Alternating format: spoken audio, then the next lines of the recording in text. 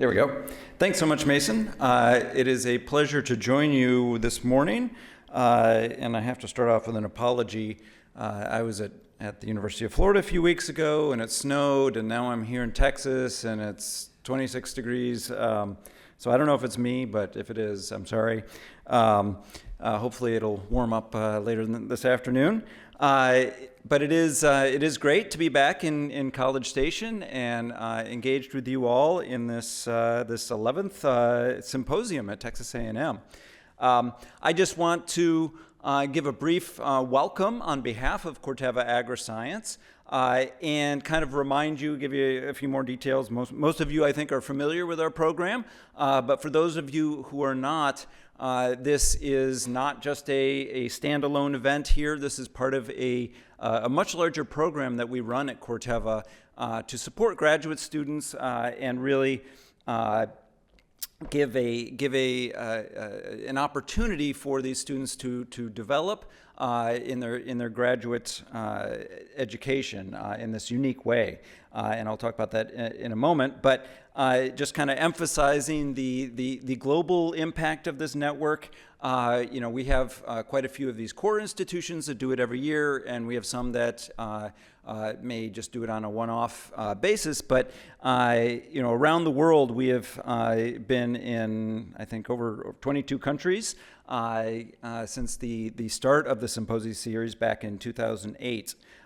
So it really is a great opportunity, and of course, in Brazil, we have a very strong program down there at several institutions.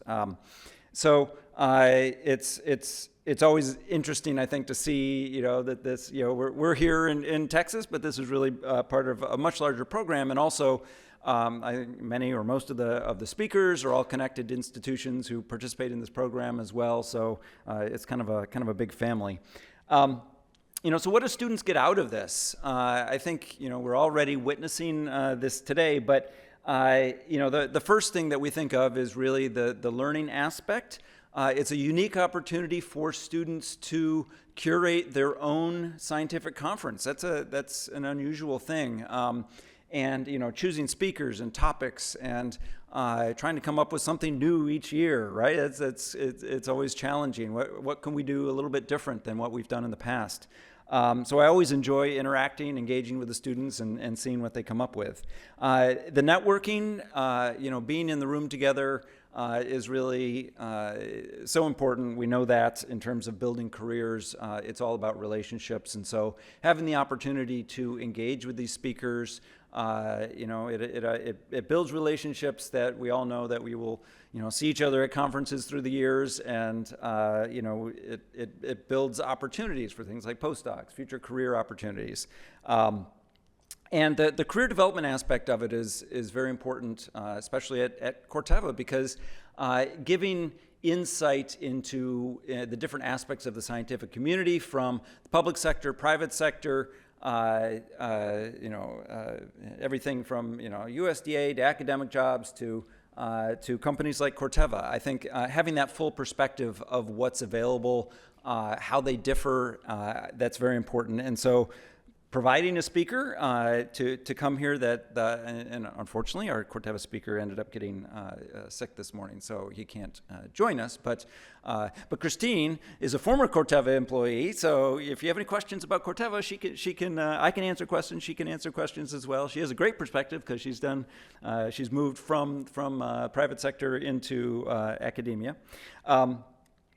And then finally, the soft skills, right? So, seeing how these students really stand up and demonstrate leadership and teamwork, and really the one at the bottom there, the problem solving. I think sometimes I underestimate how often these students have to, on the fly, change the schedule because the speaker gets sick, or the airport closes and somebody can't come in. All sorts of things happen during these symposia that these students are just amazing at making the changes and stepping up and making sure everything works. So it's always fun to see how well they put together these events. And Texas has always, I think, through the years been extremely professional and just well organized in how they put together these events. So just want to highlight, we do have several events coming up. This is not all of them but kind of the over the next couple of months here. We have I'll talk in a second about the Root and Shoot Symposium, but Nebraska, Manitoba, Iowa State, Missouri, several events coming up. If you're interested, many of them do have online participation, so you can register for that to participate virtually. So this is an interesting one. This is a collaboration between Corteva and the Root and Shoot Research Coordination Network, which is an NSF grant between ASBB, BSA, several societies. And so we're doing a virtual, hopefully a series of symposia. And so there's one coming up next week. If you're interested, you can visit rootandshoot.org to register for an online student-led symposium there. Should be an interesting conversation. And then I also want to highlight another program that I'm responsible for, which is our New Frontiers in Applied Science Conference Series. This is something we do every year at the Corteva campus. It is an opportunity for students and academics to come and join us in a small conference format.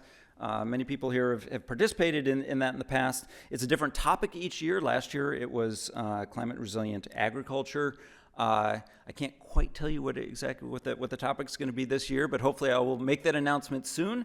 It is something that I will share with Mason and the organizers, and they will distribute out to the community here. I think you'll be excited about the topic, and it's always a great opportunity in a really kind of an intense 2-day conference. So, and we do have a New Frontier Scholars Program for usually about 8 students we invite to come and give talks during the event, and we pay for you to come and attend and everything. So so look forward to that.